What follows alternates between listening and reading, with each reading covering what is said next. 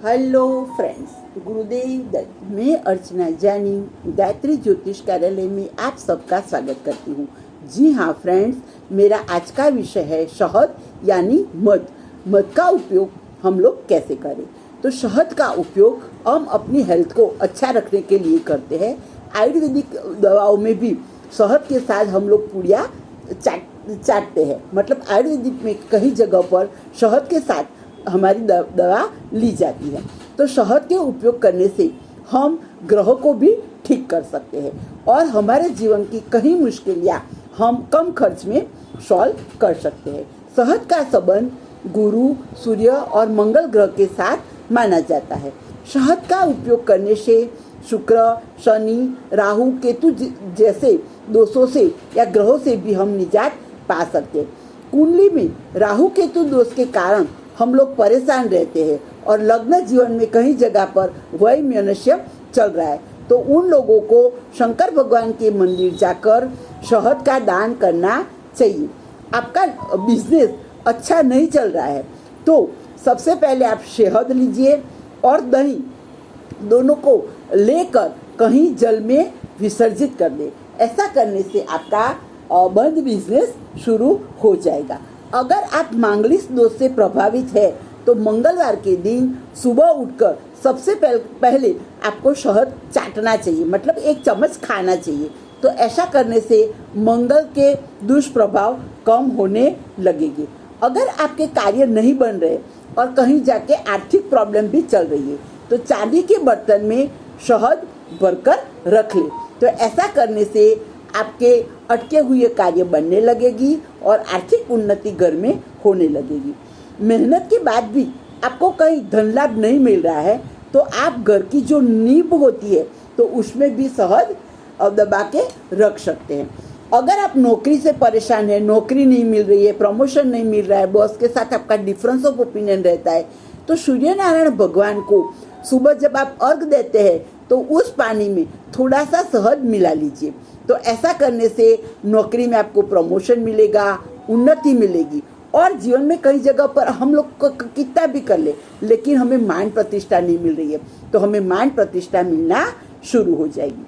शहद का दान करने से व्यक्ति की जीवन की सारे परेशानियां कम हो जाती है, तो व्यक्ति को शहद का दान भी करना चाहिए। पति पत्नी के बीच वैमनस्य चल रहा है तो दोनों के कागज लीजिए, अलग अलग कागज पर दोनों का नाम लिख दीजिए और शहद की बोतल में रख कर अपने घर में रख दीजिए। तो ऐसा करने से दोनों के बीच का वैमनस्य कम हो जाएगा और रिलेशन में रिश्ते मजबूत बन जाएगा और प्यार दुलार बनता रहेगा।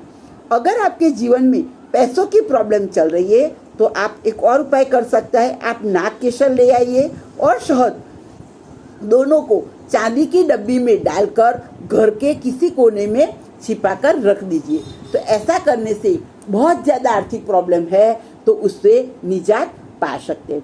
शहद आप देवी देवताओं को भी चढ़ा सकते हैं। तो देवी देवताओं को शहद चढ़ाने से क्या होता है, तो सबसे पहले सुख, शांति, धन और समृद्धि की हमारे जीवन में वृद्धि होती है। तो कहीं भी भगवान की पूजा होती है तो उसमें शहद का उपयोग इसलिए होता है कि वो व्यक्ति के जीवन में सुख, शांति और धन समृद्धि की प्राप्ति हो। बेलपत्र के बीच में भी शहद लगाकर आप शिवलिंग पर उसे चढ़ा सकते हैं।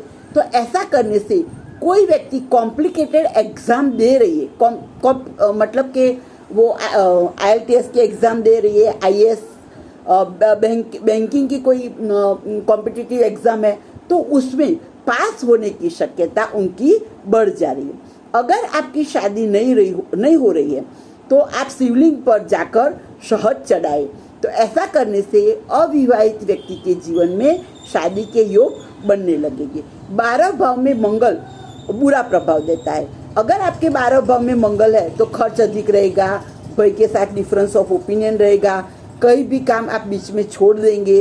तो सुबह उठ के खाली पेट हमेशा आपको शहद का 1 चम्मच खाना चाहिए। अगर दूसरे भाव में शुक्र है तो फैमिली बड़ी रहेगी, पैसा रहेगा, लेकिन कहीं ना कहीं उसे संतान योग में दिक्कत होती है या संतानों की कहीं ना कहीं प्रॉब्लम उनके जीवन में चलती रहती है। तो जिसके भी दूसरे भाव में शुक्र है तो उसे भी सेहत का दान करना चाहिए। तो ऐसा करने से अगर संतान नहीं है तो संतान की प्राप्ति होगी, या संतान को कोई कष्ट है तो कष्ट उनकी कम हो जाएगी। तो उन लोगों को भी शहद का दान करना चाहिए।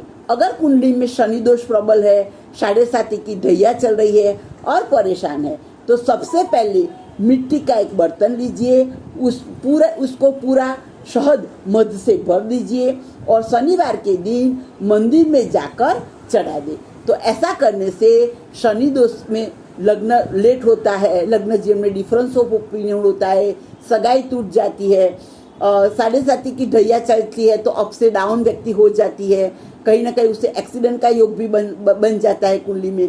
तो ऐसे कोई 7.5 की वजह से आपको लाइफ में कोई परेशानी आने वाली है तो वो भी आपकी कम हो जाएगी।